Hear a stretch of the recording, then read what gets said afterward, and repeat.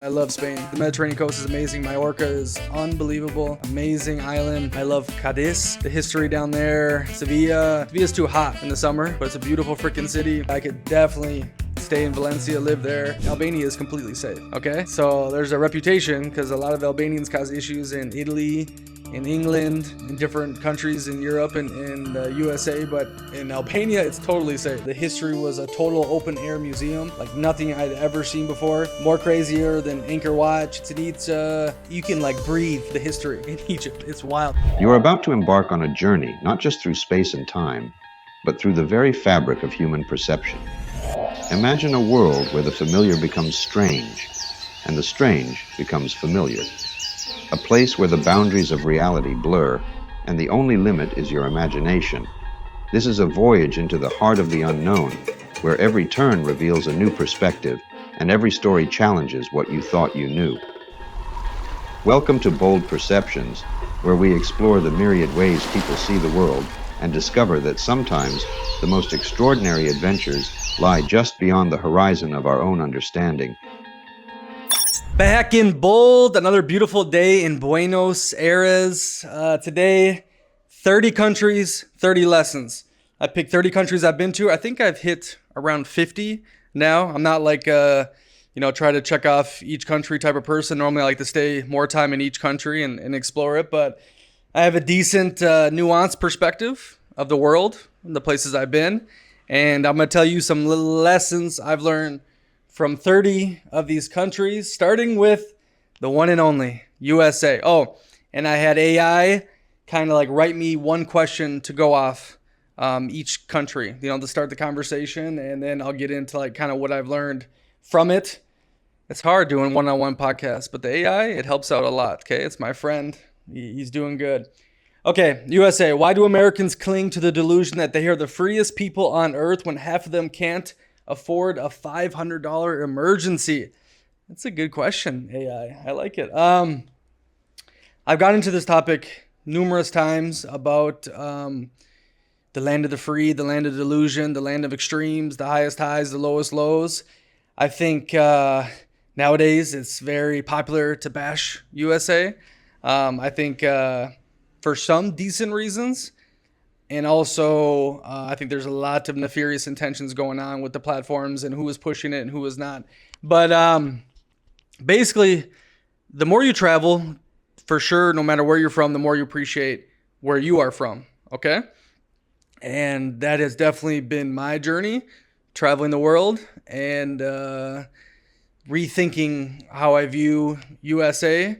Obviously, when you first start out, you're like, oh, why don't we have free healthcare? Why isn't this that way? And the welfare programs, and wow, the people are nicer in this country, et cetera, et cetera. But then, you see the pros and become very grateful for the opportunity, one, and, the life you are given by being born in USA. I still believe no matter what color, creed, class, et cetera, you were given a lottery ticket at life, a winning one, being born in USA. I mean, it is just stupid amount of opportunity, ways to go, not as much challenges holding you back compared to the caste system in India, compared to the modern colonial overlords in Latin America. It's just, there's so much to be grateful for. But yeah, like we grow up with a lot of propaganda as well, like, oh, we're the best, we're the most free, but we have a police state for the most part, right? But we can still have an AR-15 in open carry in many states, which is unheard of in majority of the world, just carrying a freaking gun into Starbucks like that. So this question, yeah, obviously I think peak Pax Americano, America, it was probably after, the World War IIs going up into the 90s, obviously, because all the world powers got destroyed. We took over the trade. We took over, Bretton Woods, the world reserve currency. And, one lousy, not lousy, but, 9-to-5 blue collar job could afford a house, couple cars, send the kids to college, do vacations. It's not quite like that anymore. But to answer this question and the lesson of the USA, I think the American mindset is very unique, very special, very delusional. But, if you believe it or not, that's the reason why we put someone on the moon, because we were that delusional. Or how Hollywood took over the world, or how we made the world reserve currency, or how we do the SpaceX, and how we, have these grandeur, massive, nuclear bombs, how we made the nuclear bomb. Everyone can agree that was real, right? Maybe not the moon landing, but this is the delusion that makes it so beautiful and keeps people like me, like a random person from flyover USA, living by all definitions, in historical pretense, an extraordinary life. Okay. So yeah, there are issues, but even in this time in USA, if you just freaking aren't a loser, aren't lazy, you can live a life that 95% of the world would be jealous of, or would want to trade places with you. So yeah, I think that's the lesson of USA. Mexico. Did Mexico's obsession with freedom during COVID prove it's the real land of the brave, or was it just tequila fueled defiance? So I spent a lot of time in Mexico during COVID. It was one of the only countries left open, which was great. I will always appreciate that for them. Obviously, too, Mexico in the U.S. mind has this freedom sense. All the movies back in the day, they robbed a bank or they stole a lot of money, they would just go to Mexico and they would be free, and, nothing would happen to them. It still has that vibe, like a lot of Latin America, where you can kind of do what you want, especially if you have money to back it up. But, yeah, I mean, COVID in Mexico, they still, like, the locals would always wear the mask. I mean, I don't think they were as free as the tourist dollar that was coming in, and I think that played a big part in it. But Mexico does have a sense, and not only for Americans but for everyone, this freedom feeling, the obviously the beaches, the culture, the vibe, the tequila, it does give you a fresh, beautiful perspective on freedom. I know a lot of people in that whole sovereign space, collecting different passports, residencies, all hype up Mexico, even though now they have like basically a socialist president, but cartel ran country, narco state for the most part. And but yeah, Mexico, I love the freedom in Mexico, and it's a great country. Jamaica. Does Jamaica's water taste like liquid reggae because the island's vibe literally seeps into the ground? Jamaica is very chill, very Hakuna Matata, Bob Marley. It can get dangerous. It does really remind me of Africa. Now that I've been to Africa, how it is, really calm, Hakuna Matata, but then some things can get wild really fast. I had a beautiful time there. I still think it's probably the most beautiful water I've seen in the world. I mean, I was out on a boat way off land. I mean, half a mile, maybe a mile. Yeah, probably 200 meters deep, and you could see to the bottom, right? You see the big turtle way down there, and I was like, holy crap, this is, gorgeous. Jamaica overall, I had a crazy story with a local dude there, a dope dealer, actually.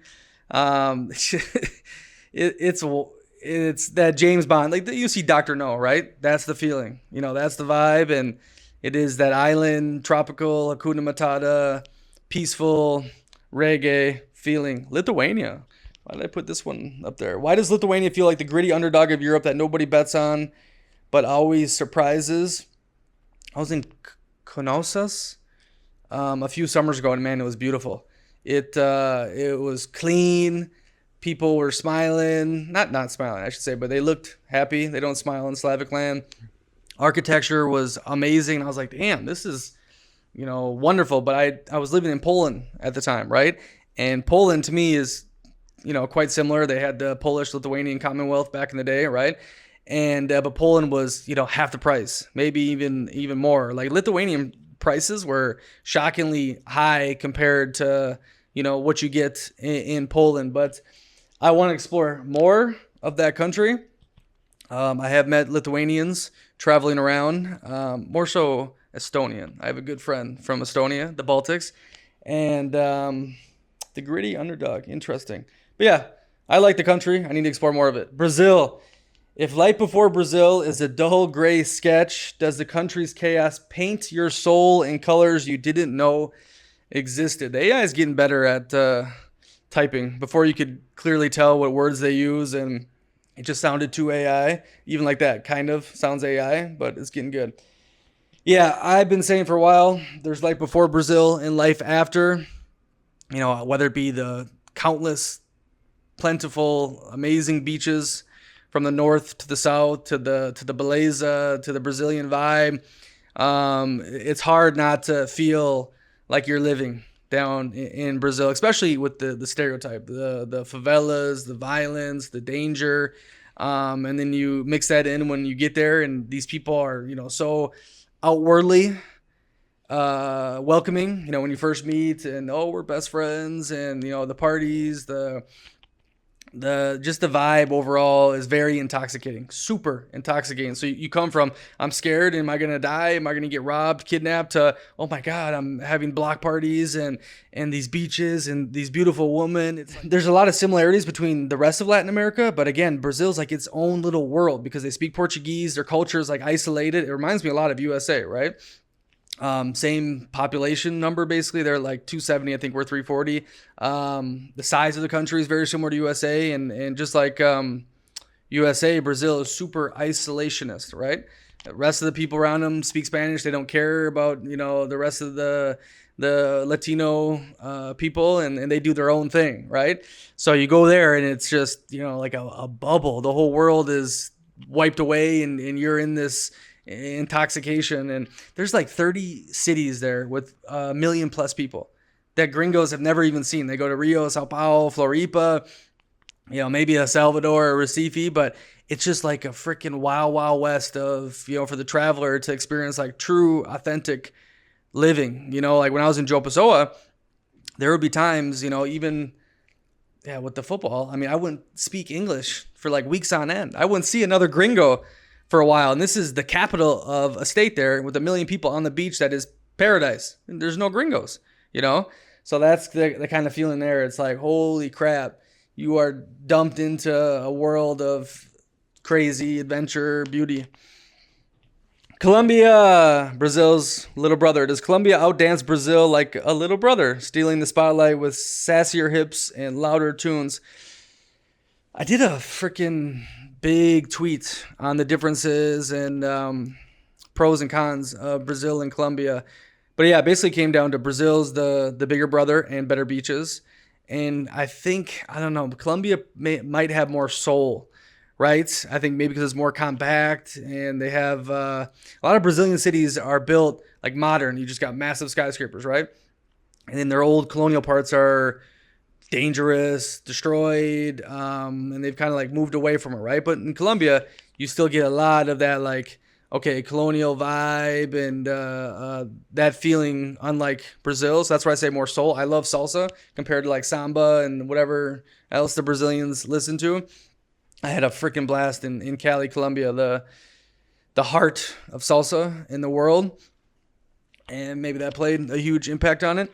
But I think, yeah, they're very, very similar. I do think Brazil is safer than Colombia. Colombia, you got to be on edge more, in my opinion. But yeah, I think overall, Colombia, great country, very similar to Brazil, good people. And I guess it's the easiest Spanish to understand. And I'm starting to learn more and more Spanish. And I think I would say that, like Brazil, bro. You need to speak Brazilian Portuguese to go around there. Like I said, I wouldn't even speak with people. I would just use my hands, some Google Translate and just vibe. And that, I said this too, if there's one country you can survive in the world purely vibe, is Brazil. You can just vibe around and things will work out. It's crazy. Turkey, number 7. Why does Turkey feel like the brooding poet of Europe sipping raki, that's that drink, while plotting its next rebellion? I stayed in Old Town when I went to Istanbul, so I think my perspective is very different than maybe the Asian side or the more developed Asian side, or even outside of the Old Town on the European side. But I've met a lot of Turkish people outside of Turkey, and they do. I'm like, damn, you do feel, Southern European, and I can see, why. A lot of them are Greek, or they have Greek blood. The Turks will hate that for saying that. But yeah, it was very. It seemed like they went away from secularism with Erdogan and the Islamic type vibe. is more prevalent. I do want to spend more time in that country, but I went there at a weird point where the currency is all messed up with inflation and people are starving, and I mean, it's hard for them to afford meat. I ate a kebab, like not eating at a fancy place, like a street food kebab for like $9-10 in Istanbul, and in Munich, the richest city in Germany, I would get it for €5-6, right? So I was like, the things that are going on in that country right now, and I had a good friend I met in Egypt, and he works for the airline, Turkish Airlines, good airline. He's like, yeah, Nick, the young people are fed up. We're all trying to get to Europe, trying to get away. We don't see much future for the country, sadly. It seems like the liberalism, young people, and the nationalistic older people are having an identity crisis, feud, and so I need more perspective. I need to go to Anatolia and see those coastal cities. I heard those coastal cities are good, and explore outside of Old Town in Istanbul. Peru. Are Peru's landscapes and food so mind-blowing that they make you wonder why anyone bothers with the rest of the world? Peru is a sleeper, man. One, probably outside of Mexico, the best food in Latin America. Amazing food. Really, really good food. And two, I'm like, damn, like I went to Huachachina, the desert oasis. I saw the poor man's Galapagos on the coast. With all the weird animals in the Galapagos where Darwin went to see all that. Peru has one similar. The sea lions. I mean, it was wild. All these birds in the middle of some rocky island off the coast. Then you go to the Sacred Valley. The Sacred Valley is insane, freaking insane, beautiful. Now, mind you, I've lived in the Rocky Mountains in Colorado, seen the Swiss Alps. Now I was just in Patagonia in Argentina, but like the Sacred Valley is like, holy shit. Like you feel something up there. Not even just Machu Picchu, like Pizarrac, Ollantaytambo. The vibe is wicked. I mean, I could easily spend a lot of time up in there. But yeah, and that's not even, I only went from Lima, Cusco, and part of Pizarrac, Pisco on the coast. But there's a freaking totally lot more in the north, the Andes. I mean, massive things, country, geography to see in Peru that I want to explore more. So yeah, I think I saw like out of the like top 10 countries in Latin America, they're like 10th in tourism. Tourism's really low.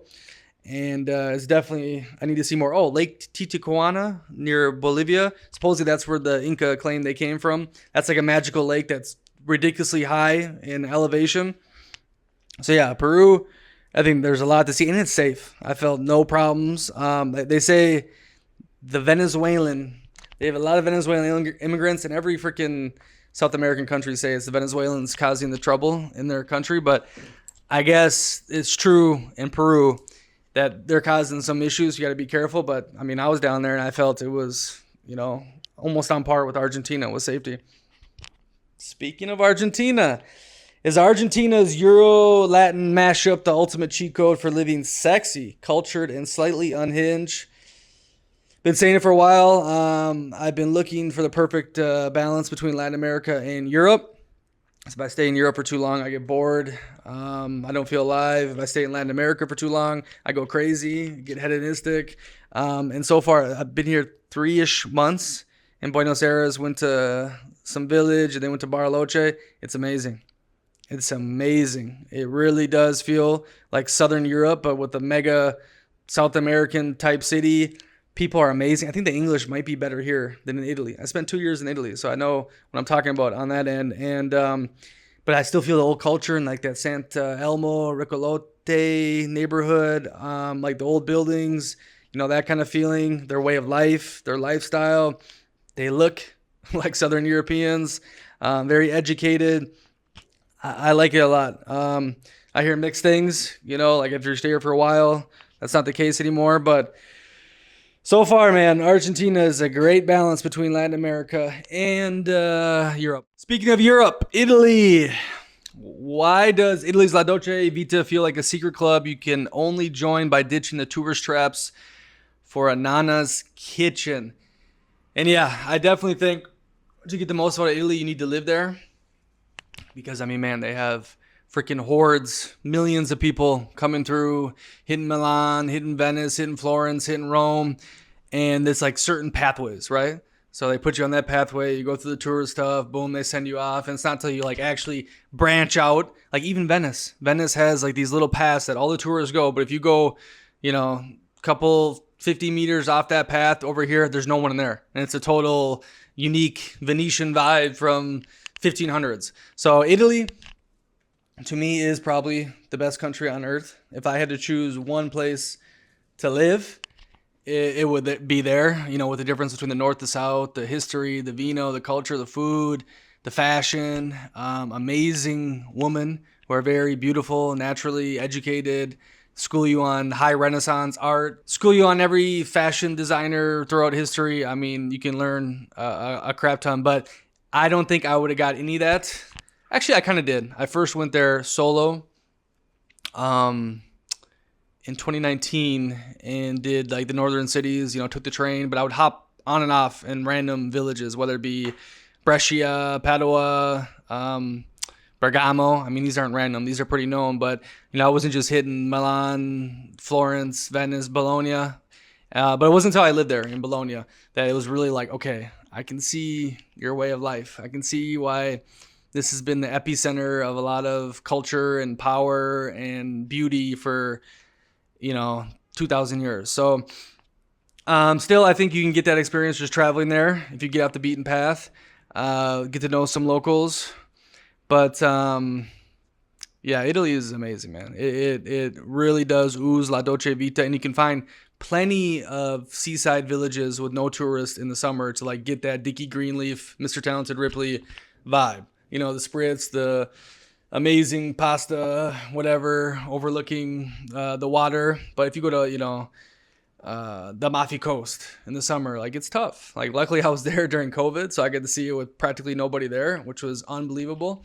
But my best experiences were for sure, going with my friends to their cabin in, Tuscany, or finding some hidden beach where only Italians were at. Canada. Is Canada just America's polite hat?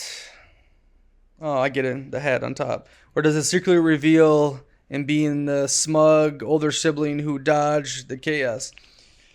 Now, I haven't traveled extensively throughout Canada. Maybe I would like to. The natural landscape looks amazing, especially if they become the 51st state. We annex them. That'd be great. But yeah, dude, the one thing I don't like about Canadians, and I have Canadian friends. I think a lot of them are decent, but many are like, I'm not American. That's what they feel good about. Like, no, I'm not like them. Or that's like their whole identity is that I'm not an American. And I mean, you guys are very Americanized, big time. And to me, I get put off by that. Also, +1. There's only one +1, with the country code, and that's USA. No one gives a fuck about Canada. They automatically think, oh, +1, USA. And whatever, those little islands that try to use it too. But the Canadians, I have a lot of good friends, but I think overall, just what I see in the social media, and when I was there, they were fine. I remember I was in Winnipeg, and it did feel like North Dakota, South Dakota type vibe, and you could drink when you're 18 there, so that was nice. But yeah, Canadians, you're our little brother. It's okay, we like you, you're good people, but you got to know your place.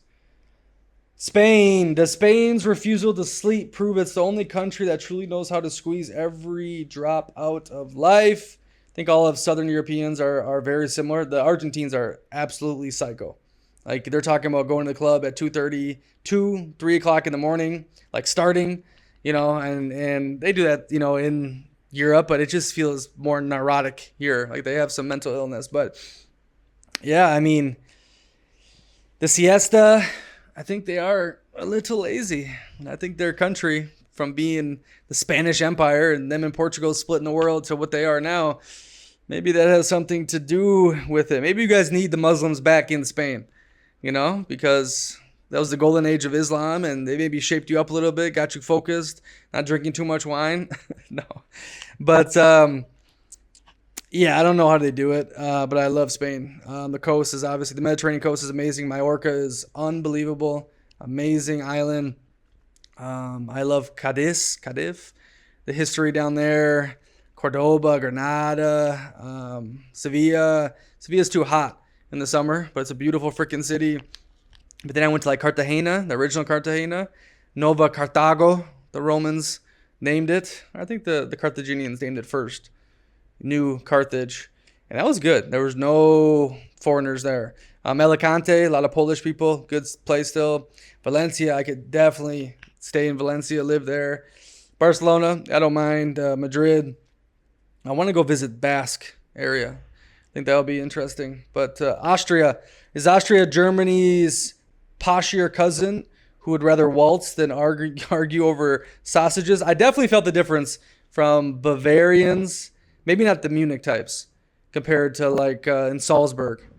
Okay, even in Vienna too. Like it did feel more like classy, but then again, like the rich neighborhoods of Munich, they're super like I'm the shit, and the Germans make fun of them for it. Like very classy, you know, elitist type vibe. But yeah, I think overall, like you compare Germany as a whole to Austria, Austria is more refined, probably, and yeah, I like Salzburg a lot. Very touristic, but it was beautiful. It's like a clean version of Italy. I think that represents the best. But so is Munich. Munich feels like Italy, but clean. Slovakia.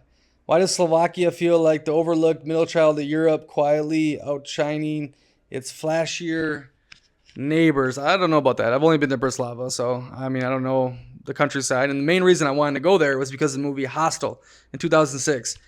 I guess they filmed it in the Czech Republic, but they kept saying, "Oh, Slovakia and the Hostel in Slovakia," and a great movie. I guess the government was so like hit by it because it basically showed this country as some freaking super third world dangerous place, and they like invited the movie people, whoever directed it, to come here and see it for themselves, right? Because it had a bad light on there, right? But it's a great movie. I love that movie, Hostel. You need to watch it if you want to travel. And yeah, Bratislava, it's just like Old Town was okay, but it was just freaking boring. It was just not vibey at all. I had some crazy stories I stayed in a hostel here, like right in the city center. It's called Wild Elephants Hostel. Wild place. Crazy. And that was fun. But yeah, I mean, maybe the weather was a little rainy, but it was during the summer and it was just gray. And it really felt, you know, Soviet, communist, depression type vibes. I mean, compared to like the Czech Republic or Hungary, I mean, I would way rather be over there. So, yeah. Egypt. Does Egypt's ancient swagger, pyramids smirking at the future, make it the world's original gangster, or just a desert diva flexing history? This sounds like AI. Egypt's amazing, man. It blew my mind. The people were amazing. The history was a total open air museum, like nothing I'd ever seen before. More crazier than Angkor Wat, Chichen Itza, probably the Sacred Valley, Machu Picchu, Rome, the Colosseum, the Old Forum. I mean, you can like breathe the history in Egypt. It's wild, especially in Luxor. Luxor, it's like, holy crap. I can see where the problems happen, especially if you just go to Cairo. Like, they're ruthless in Cairo. It's a dystopian-looking city, a lot of scamming. But I went to Hurghada, to Luxor, to Aswan. Aswan is unbelievable. Amazing place on the Nile River. And then to Cairo. So I didn't get that first impression through Cairo. Yeah, I want to go back. I mean, it's probably the cheapest country in the world right now. I mean, I've never seen nothing like it. I was ordering, I shit you not, probably 8 meals, like a full table for less than $10 delivered and tip. I mean, it was unbelievable. You couldn't make it up, right? But the people, I met so many good people. I never felt in danger at once, even though the poverty level and all that. But yeah, the history blew my mind. I mean, Luxor is unbelievable. Unbelievable. So yeah, I think that answers the question. Tunisia. Is Tunisia's sun-soaked chill the real reason it doesn't need to flex like the rest of North Africa? Flex like that, maybe because like Libya and what's that? Algeria They're loud on the world stage, or they don't let anyone in there. I don't know, but yeah, Tunisia's really chill, really good. I know they had some issues with terrorism, but I think that got cleaned up, and it did hurt their tourist economy big time. I think the French built it up over the past 100 years, and it was a really hot destination for Europeans, and I loved it. Amazing. It felt very secularized, so I could still live like a Western lifestyle, but I got that Islamic vibe, that North African feel there. I would love to spend more time there. It was really beautiful, and but yeah, I guess on the world stage, like, they don't say much, but you come there and they're cool, they're chill. I know they've been in with the immigrants on the boat. They supply a lot of that, or take money and then they get them to Sicily with the mafia. But Tunisia is a great country, and I met really nice people there. Portugal. Why does Portugal feel like the laid-back surfer of Europe, riding waves, sipping vino verde, while others stress? Well, I think part of that is the reason why they're the poorest country, and almost. I mean, Poland way overtook them. I think Slovakia, Czech, all those countries overtook them. Even the Balkans are overtaking them. Yeah, it's so sad. Like, that's one thing you see, like Brazil or Africa, like how great Southeast Asia, like the Portuguese power was at one point, right? And now they're nothing. Their people are freaking dirt poor. A lot of them are overran. Lisboa, Porto by Muslims, Africans. Like, it's like, what the fuck happened to Portugal, right? I mean, yeah, they did the surfing, and beautiful. I love Porto, the Port Vino. I love the blue tile. They had those buildings with the blue tile. They have it in Brazil too. They made it in, I think, one of the Salvador cathedrals. And just the influence, like, what happened to the Portuguese. But yeah, I like the country. Spent a decent amount of time in Lisboa and Porto. I didn't go to the south where all the British are at, or inland much, which I would like to. But I think overall, it's just, when I think about Portugal, I just think about, damn, at one point, you made a deal with Spain that you owned this part, half of the world, and Spain owned the other part. And you were top dogs from this little freaking stretch of the Iberia Peninsula. Now, what are you? What have you became? It's quite sad. But I do have a lot of Portuguese friends, and they're nice people. So, France. Does France's obsession with perfection make it the world's sexiest control freak, or just a baguette-wielding diva? Okay, so I did Paris and some weeks in Marseille. So, and I have a really good French friend I lived with in Italy for a while. Billy, shout out Billy. So we had a lot of talks. I need to definitely explore more of France, but yeah, France definitely has that, like, that type of vibe. Okay, I don't mind it, because the Americans are quite similar with kind of like our pride and whatnot. But yeah, I need to see like Bordeaux, where my friend's from. I want to see the Northeast. I want to see more outside of Paris and Marseille, right? Because they have a reputation, those two cities, for sure. Marseille is crazy. One half is like a third world city. Another half is like rich, aristocratic vacation homes from the 19th century, right? And but I will say I got a lot into like the history of like the French monarchy, and like how powerful they really were, and the grandeur, and how much they built, and like Versailles, and they were just a different breed for sure. But I love Napoleon too. But a lot of people are pissed. They think Napoleon screwed up Europe. And Switzerland. Is Switzerland's neutrality just a polite way of saying we're too rich to care about your drama? I think so. They do it good.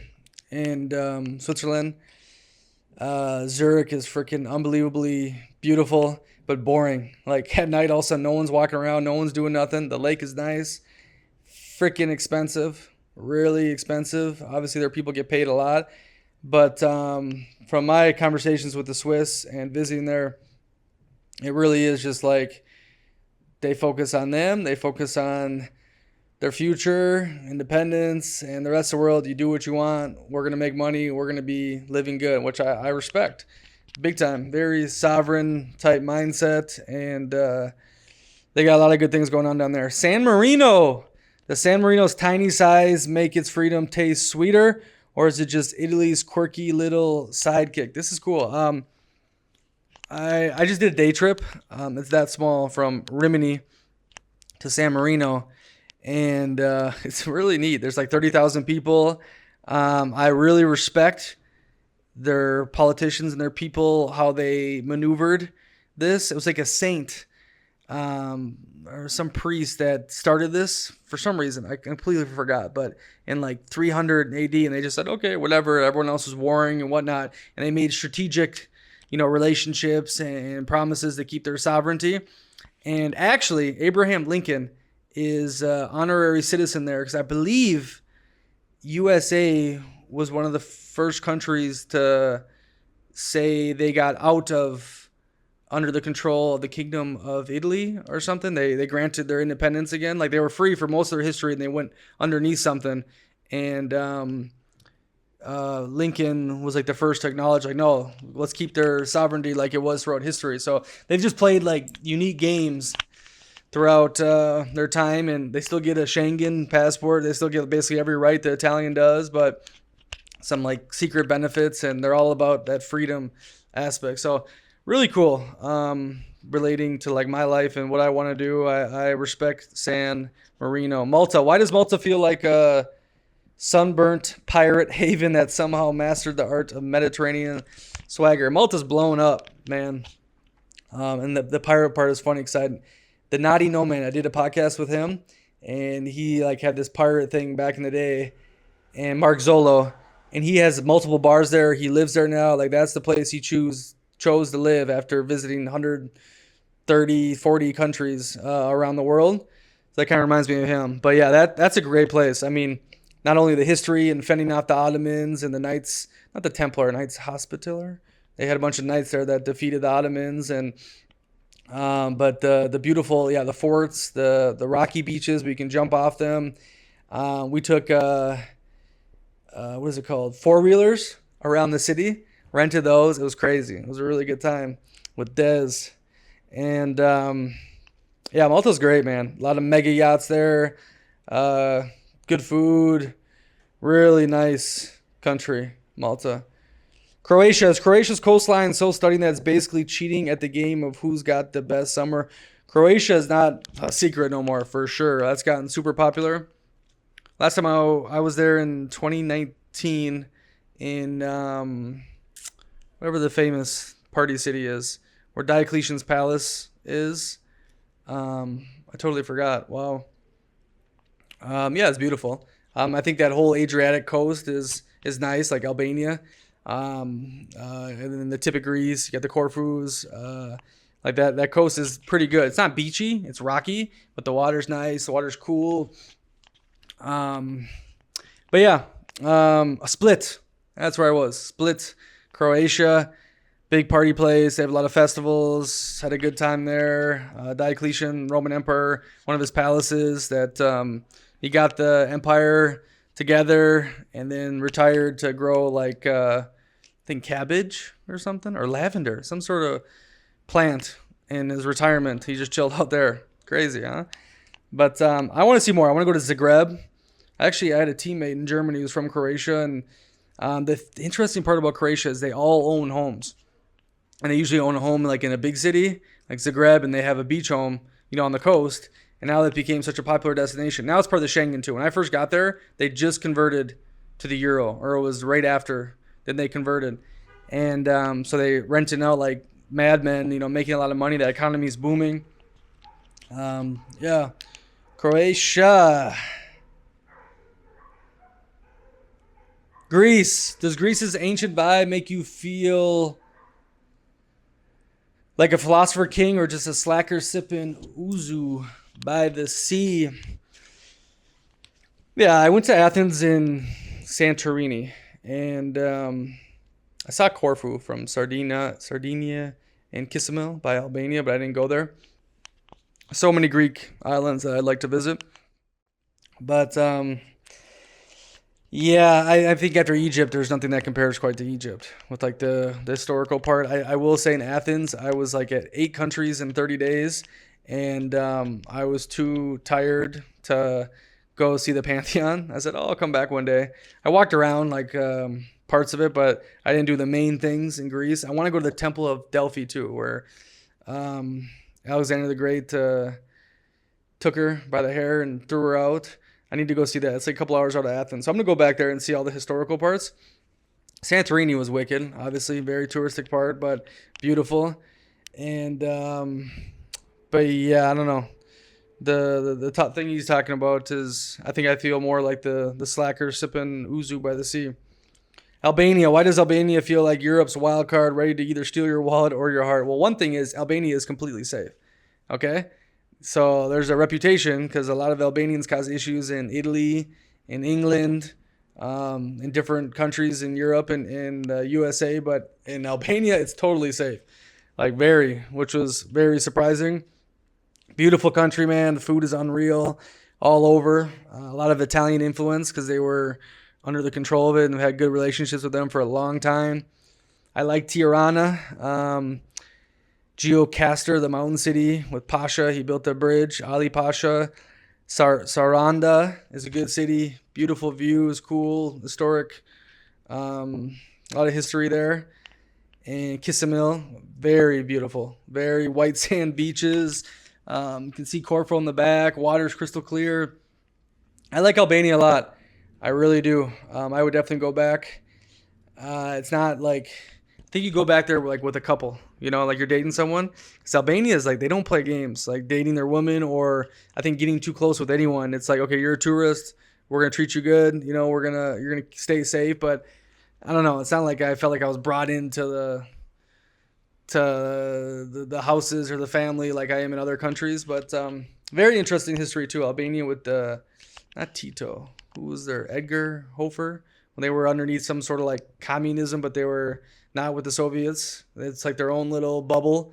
Really, really interesting history they went through. Poland. Is Poland the stubborn survivor of Europe, turning pierogi, that food, and vodka into a middle finger to history's punches? That's actually a pretty good phrase because the Poles have been wiped out the map so many times that they kept fighting, and now they have a country again, arguably probably the next superpower of Europe, which I've been saying for a long time. After I lived in Białystok, I was like, holy crap, this is young people are having families, they're making good money, the streets are clean, like there's pride. Yeah, Poland is freaking skyrocketing, man. It is a beautiful country, amazing people. They love Americans. They really have that nostalgia for like when they were underneath the Iron Curtain and oh my America, that's the freedom, and like they have that lens still, even the young people. So yeah, I got nothing but good things to say about Poland. When I was there, it was freaking dirt cheap for what you got and the lifestyle. But like I said, the shocking thing was seeing all the young people buying homes, having families, walking their dogs and their kid in the stroller during the park and no problem whatsoever. There's like no crime in Białystok and freaking Luge and Warklaw and Gdansk. Maybe Gdansk would like, they say don't go to strip clubs ever. You get drugged there. Okay. And that's like the only problem. And then now Warsaw with some immigrants, they had some issues, but there's no crime. It's amazing. They're really good people. Poland was a shock when I first went there, before I lived there. And I was expecting that Eastern Europe grimy stuff. And I hit Warsaw and then Krakow and Warsaw. I'm like, this is a freaking American city. Staying in the business district. I'm like, I don't like this. This is weird. This feels fake and off. Krakow had a lot more authentic vibe. Many tourists. But then after living there, I not only saw the other places that are off the kind of beaten path, but I fell in love with Warsaw. Warsaw is a really good city once you start knowing where to go, the people to meet. It's really nice. Warsaw. The only thing that's unfortunate is Poland. A lot of like their buildings are remade, similar to Germany. Like after the war, they had to rebuild it, which is good. They did it in the old fashioned, right? But so doesn't ooze that authentic, type vibe as like some places in like Southern Europe say. But Poland is a freaking great country. Now, like I don't know if I would recommend because I think things have changed. You got to go find your next hidden gem. But I still believe outside of like Warsaw, Krakow, Gdansk. You could have a good life and experience that authenticness. The funniest thing is they're like, pretty soon there's going to be British plumbers in Warsaw, because that was the stereotype in London. Oh, your plumber's Polish, right? And they got made fun of. And now it's like England is, and they're moving. A lot of the English people are moving to Poland, and not just them, but other countries. They're blowing up, man. Good for the Poles. Great people. Strong people. Denmark. Does Denmark's hygge obsession mean they've cracked happiness, or are they just really good at faking cozy? Hygge is like that warm feeling you have underneath the blankets with the candle, hot chocolate on a winter day. Really cozy type feeling. Now, I lived in Denmark, and to me, Denmark, it's fascinating. It's basically utopia on Earth besides the weather. Freaking welfare state up the bananas, free healthcare, free education, get paid to go to school. If you don't work, you get paid. Very little crime. Everyone trusts the government. Everyone contributes to society. Very wealthy, very good standard of living. They're always ranked super high in the happiness index, which I think is BS. Every Nordic country is like the top, but they're also really big into antidepressants. You start noticing the cracks after like 3-ish months. Little things that shouldn't be a big deal are the end of the world for Danes. Oh my God, this person said this about me, or wow, like instead of, okay, how am I going to put food on the table, or I got to pay my student debt, or, actual things that should cause concern and stress in your life. The Danes have like transcended.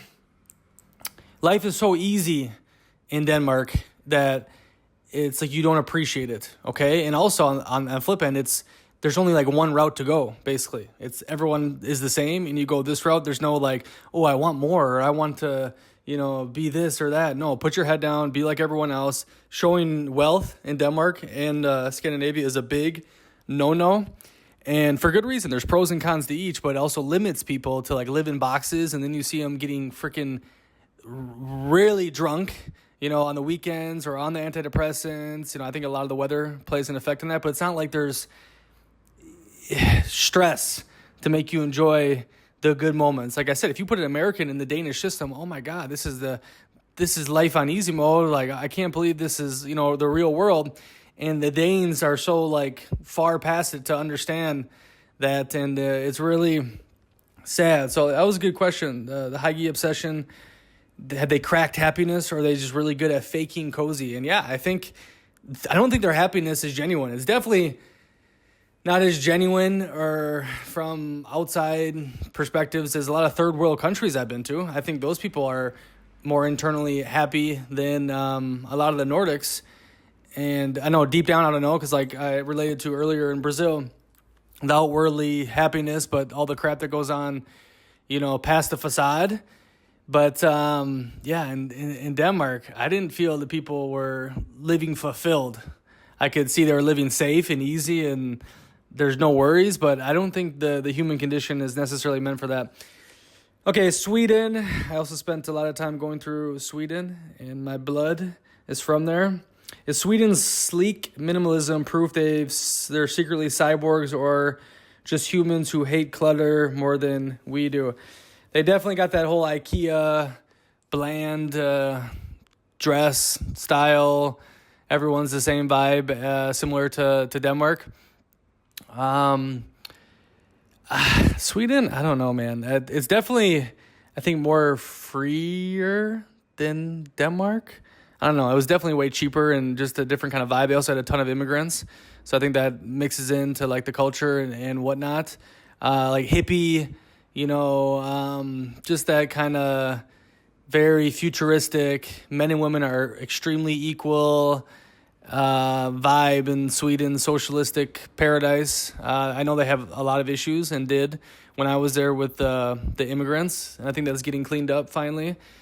But like Denmark was at the time, that they completely eradicated it. But if you said anything like, damn, maybe these Middle Easterns who are going through a war-torn country that practice a completely different religion than any of our culture or what we used to practice might have a challenge fitting into our way of life. Like, if you said that in Denmark in 2019, you were ostracized, like you were, out of here. But in Sweden, they kept putting blinders to it, and then Malmo was getting bombed and people getting raped everywhere, left and right. So maybe that is the cyborg part of it. They just, I don't know, put their head down and go it. But it's good, man. I love Easted. It's on the southern tip, like a vacation summer place. Beautiful. Where was I? Malmo, Lund, Stockholm. Stockholm was weird because I saw more non-Swedes than I did Swedish people. And then the next one, Norway. Why does Norway's forward-filled smugness make you wonder if they sold their soul for nature's cheat codes? Did Oslo, and I've done Lillehammer, okay? And Lillehammer, unbelievable. Beauty, freaking out of this world. I really liked it. It was in the summertime. The fords, the rivers, the kind of mountains, peaks, whatever, snow. Even in the summer, you would see some of that. But yeah, Oslo, there's that funny commercial they did. It was going viral. It was like for tourism, and they're basically like bashing their city, but just like, hey, it's boring. It's a small village.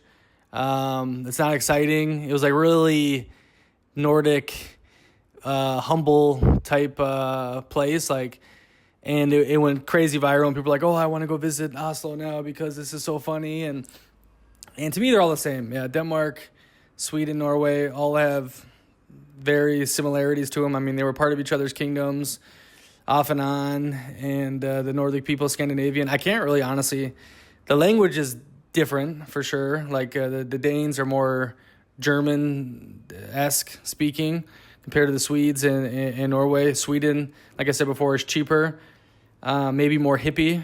Norway is more conservative, probably, I would say. I don't know. I think Denmark maybe has more soul too. So it's got a good mix between dramatic and real Scandinavian.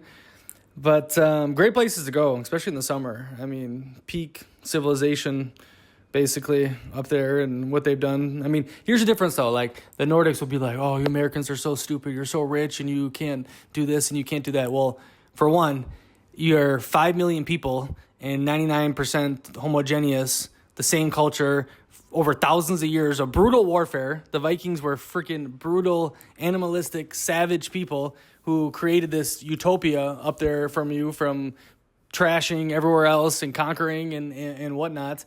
And so, yeah, over 1,000 years, your culture has mellowed out, become more peaceful, and you all have similar like morals and ethics and ways of life, okay? Very freaking similar. That's why there's a problem in Denmark when the foreigners came in and you guys fixed it. Okay, but they say, oh, USA, you're so stupid. It's like you're completely different world realm to what we have, okay? So that really annoys me when they think they're super smart up there. But overall, good people. And the problem up there, too, though, was the dating. It's like, you think it's paradise on earth, sex before coffee. That's kind of a famous phrase, is that they want to have sex before, like, getting to really know each other, because it's almost like they worry about, oh, let's go on 3-4 dates and, we have a great vibe, but we get to the bedroom and it's not good. Like, they're really, like, throw it out there. And with that comes, like, not as much passion. Not as much, like, oh, like, I can't wait, or there's the buildup, right? It's kind of, and it's not like men, woman, It's very, like, the girl wants to pay for things, so the girl wants to take in charge, and, it's like they transcended the gender roles, okay? But it doesn't get that, like, animalistic passion feeling amped up, right? So yeah, but the Nordic country is great for the summer, winter depression. Thailand. Does Thailand's neo-lit madness, spice in your throat, monks in the streets make it Asia's untamed temptress, or just a fever dream you can't quit? That's pretty good. Thailand is wicked. Like seeing the monks, doing their thing, and then ladyboys dressed up and nothing walking right next to them, or at the 7-Eleven together. It is fascinating. And Thailand's a very, very conservative country. Yet they have these pockets of absolute debauchery, insanity. And when I was there, they had legalized marijuana. I think they took it back. So you had freaking streets in the tourist areas. Every other shop was a marijuana shop, right? And before this, if you got caught with marijuana, I mean, you were doing serious crime. In Bangkok, Hilton, or whatever, there's horror stories about, drug offenses and whatnot there. But yeah, I mean, it's really weird. Thailand does a really good job of taking in that tourist money in bubble areas. Like they create this bubble for the farang. That's what they call a foreigner. And it's all insane, debauchery, wild stuff going on. I mean, ping pong shows, that is, I haven't seen many things like that in the world. But Patong in Phuket, just sin city, like debauchery everywhere. And then you go outside of that, and then 90% of the Thai women won't even look at a foreigner, because if they do get with them, they're outcasted from Thai society. Like the contradiction is fascinating to me with that country. Great people, the land of smiles. I don't know how authentic the smiles are compared to, same thing like Latin America, if they're just trying to get something or stab you in the back in the end. But people are always super nice to me. I never felt like I was screwed over. Yeah, Thailand's great, man. Very, very safe, affordable, a lot of history, and freedom. Surprisingly, a lot of freedom, even with a king. And you can't say anything bad about the king. Now, I had locals talk to me, off record, here's what they thought. So it's not like they're that worried, but you can't do it on social media or out loud. I mean, you get sent to prison. But Thailand, freaking great balance, man, of just peace, beautiful beaches, happiness, Thai massages for freaking $3-5, the best Thai massage you'll ever have. $3-5 for an hour, okay? Insanity everywhere. And then you want the crazy all-night partying, drug-infused ladyboy, ping pong shows. It is wild freaking place that a lot of farangs get lost in the sauce with and lose their mind, especially the British. You'll see some homeless farangs on the street that they couldn't keep up with it. They got their bank account drained, and yeah, but great country, man. Kenya, the last one, number 30. Is Kenya the quiet cousin who secretly knows how to run faster and roar louder than anyone else? This is interesting. Interesting phrase.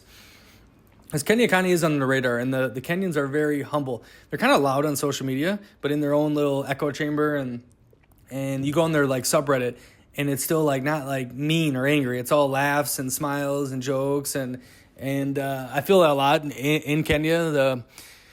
The Poa, Mambo, Hakuna Matata vibe. Overall, I mean, I had not much negative to say at all. I did a podcast about my time in Kenya and Africa as a whole with the Wandering Investor, and there is you can get them, they get worked up, and then you can kind of see it, but they can flip the switch and it gets scary. I saw many videos of people getting chopped up on the street with machetes, just kind of sick shit. And comparative to your average experience with the Kenya, you're like, what? You're capable of this? This is absolute savagery from 2,000 years ago. And the way we talk and the way we communicate, but then you're having this happen. It's a weird thing to computerize. I don't know, in your brain, put two and two together. So yeah, but Kenya, man, Nairobi, super, super developed compared to what I thought. Skyscrapers, good Wi-Fi, very educated people, fun bars, exciting things going on. The coast is super, Jamaica. I think the coast is really like Jamaica, white sand, just relaxed, no worries. Very, very affordable country. Great prices, good people. So roar louder than anyone else. I think it's on the up and coming for sure. I've been seeing a lot of people start talking about it, and they say it's probably the most developed touristic place in Africa besides Sub-Saharan Africa, besides maybe South Africa. But they're saying Kenya is safer. But Kenya's got all the tourism support to start bringing in by the loads. I know a lot of Europeans do it, okay? But now the Americans start to figure out, the Australians, the Canadians, And I think Kenya is definitely next up. They have all the right things. I know they're going through some crazy stuff right now with their economy and the president and the unemployment. But even with all that turmoil, like before I got there, I think 3 months before I got there, like 50, 60 people were killed in the street protesting in Nairobi. So yeah, that wasn't good. But they keep the Mzungu very safe. They love the Mzungu, from my experience. And yeah, I think it's next up, the quiet cousin. And they got all the safari stuff, the nature, what they're famous for, with those beautiful beaches and good people. Kenya's great. I love Kenya a lot. I want to go back. So there we go. That's 30 countries, 30 lessons. Wow. Very good. Hope you learned something. These are my perspectives. Very intelligent perspectives, though. So, but yeah, comment what you think about it. And live bold.